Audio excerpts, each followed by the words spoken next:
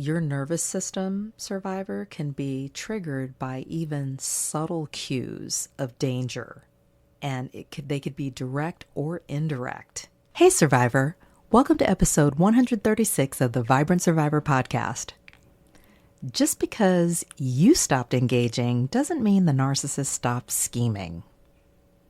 Even after going dark with no obvious hoovering, they'll resort to some sneaky, indirect manipulation tactics to try to control your behavior, emotions, thinking, and your other relationships. In this episode, I'm breaking down 5 subtle ways they may attempt to do this so that you can stay grounded, focused, and free. But first, let's self-regulate with a 4-4-8 breathing exercise, if you'd like. And as a reminder, you don't owe any access to anyone who brings you stress. We'll inhale for 4, hold for 4, and exhale for 8. Ready? Inhale, 2, 3, 4. Hold, 2, 3, 4. Exhale, 2, 3, 4, 5, 6, 7, 8.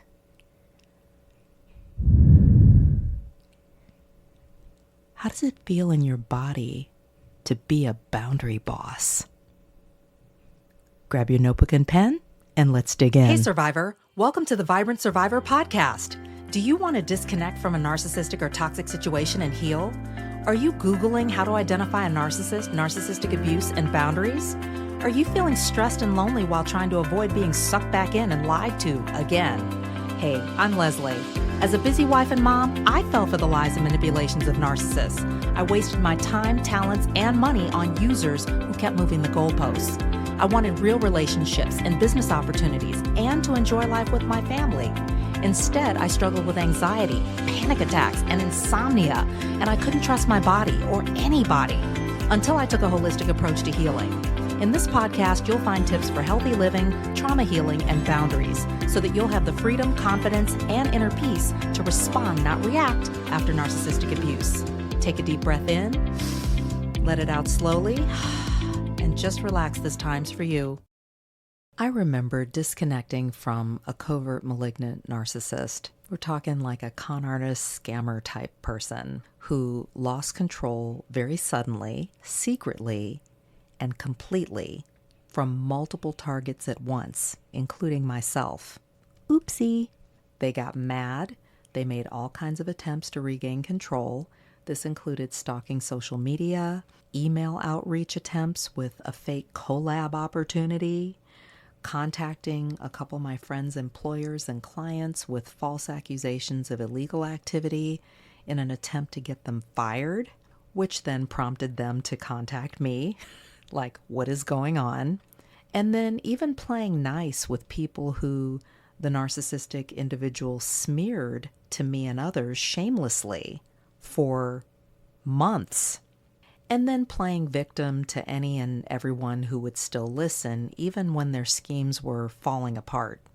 Now, it is hard, I will acknowledge, to resist the temptation to cry foul, lash out, call them out, and even shout from the rooftops. However, I managed to stay regulated and focused on the bigger picture and help my friends do the same. And you can too.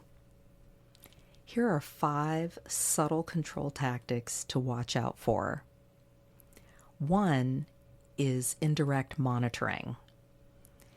The narcissistic or toxic individual in your life may not contact you directly, but they may suddenly like your old posts on social media, maybe view your stories. They may triangulate you with someone else via text, or magically show up where you hang out. Surprise! For you, survivor, this can trigger anxiety. This can cause you to be more hypervigilant, which is toxic. That's toxic stress that you do not need, and that's going to affect your health and well-being.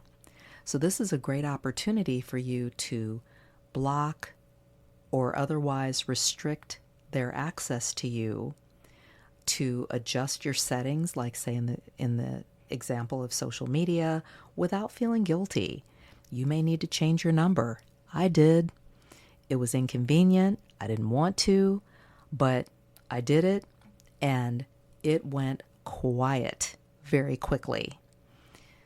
When you do these things or put these changes in place, you're not being petty. You're protecting yourself. Number 2, flying monkeys may re-engage with you.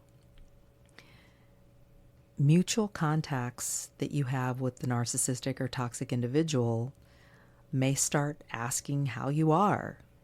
They may go on a bit of a fishing expedition. What do you have going on? What are you doing? Where are you working these days? How are you? They may also triangulate via text so that the narcissistic or toxic individual can keep their hands clean. They may pass along a message or randomly bring the narcissistic or toxic individual up in conversation, or even vaguely bring them up to see how you react, to test the waters.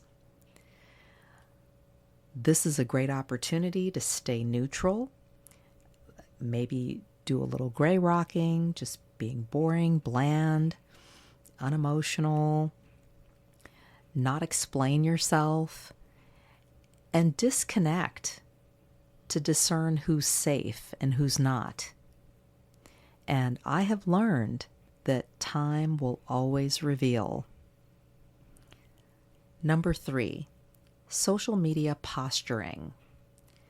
This could include things like posting cryptic or passive-aggressive content that is clearly aimed at you.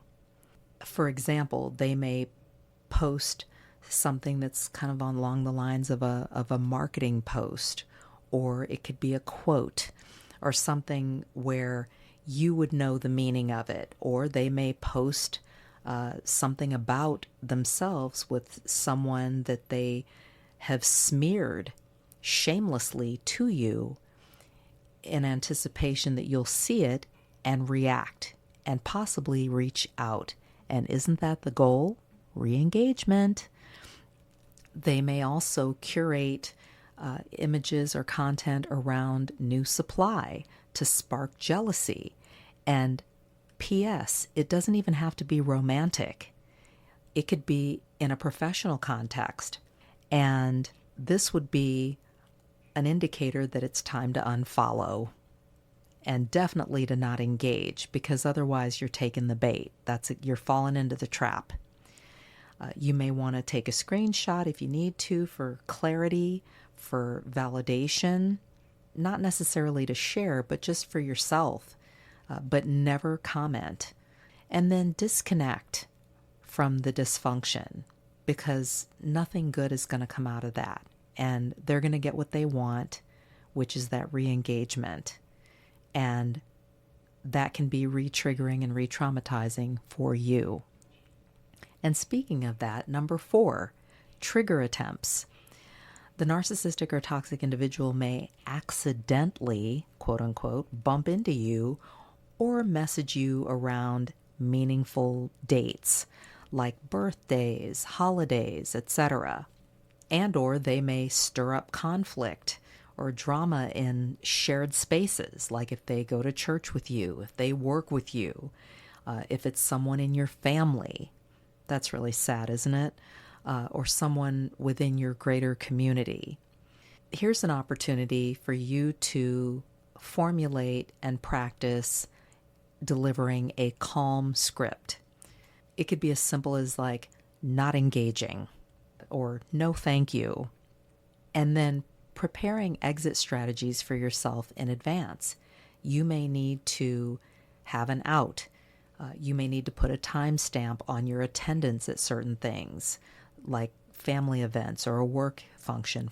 You may need to change your routine from whatever was relevant when you were dealing with the narcissistic or toxic individual. And that can be very effective because a lot of times, at least in my experience, they are hoovering and attempting to re-engage based on things that were relevant during the time of engagement. So that's where that disconnecting from them comes in handy, because the longer and the more separation you have, the further removed they are from what's relevant in your life. And so it makes the tactics that are based on old news or old information less effective. And then you'll want to seek out and stick with who you consider to be your safe people. Number 5, legal, financial, or reputation pressure. Narcissistic or toxic individuals sometimes drag out shared legal matters or stir up drama with mutual acquaintances or points of contact in these types of situations. And this could include things like custody battles. Those can get extremely messy. Family drama. This could be around funerals or caregiving or just disagreements, rifts, friend groups, and those kinds of dynamics. You know, maybe smearing your name or creating drama, triangulating.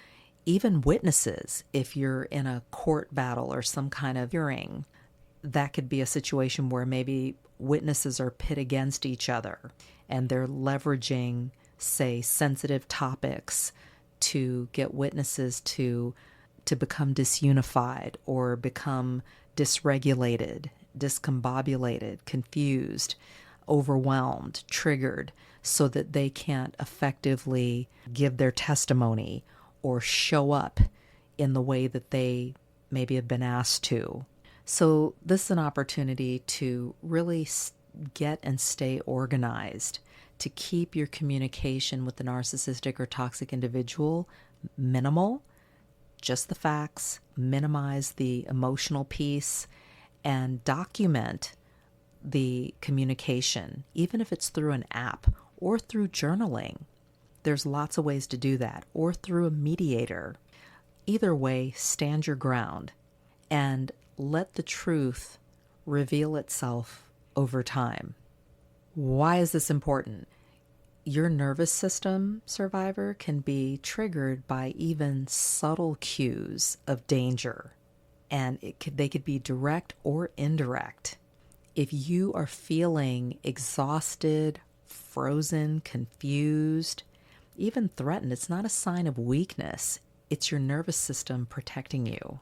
And healing happens when you are in safe, transparent, trustworthy relationships with healthy boundaries in place, and that space that you create by disconnecting. You are not crazy for feeling uncomfortable when the narcissistic or toxic individual in your life goes dark. You're not paranoid, you're perceptive. So trust that and protect your peace like the prize that it is. Remember, when control's their goal, they'll scroll, stalk, and scheme. So protect your peace and pursue your dream. Thanks for tuning in, Survivor. Your peace is priceless. Take care, and I'll talk to you soon. The fear is real when it comes to processing your experience.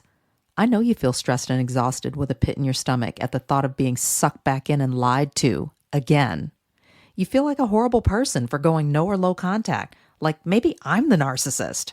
The fear, self-blaming, and shaming is something we all go through as survivors. I want you to understand that you're not alone and you're not crazy. Every person who's ever been in a narcissistic relationship has felt what you're feeling right now. If this resonates with you and you're like, I'm done with fear, I'm done playing small, I know who I am, and I am not the narcissist, I want you to say yes. Today's the day. I want you to go right now to closurecoachingsession.com, and I want you to book your call because we're going to do this together. I'm going to hold your hand and we're going to overcome this fear so that you can begin a long-lasting journey of healing. Let's do this. If this podcast has helped you understand who and what you're dealing with, sharpen your discernment, and move forward on your healing journey, share it with another survivor. Help me help others by leaving a review for the show. And let's connect on social. Take a screenshot, share it in your IG stories, find and tag me at The Vibrant Survivor, and I'll share your post too. I look forward to connecting with you on IG and seeing you back here. You're not alone and you're not crazy. Know who you're dealing with, know who you are. Take care, and I'll meet you back here next week. Bye-bye.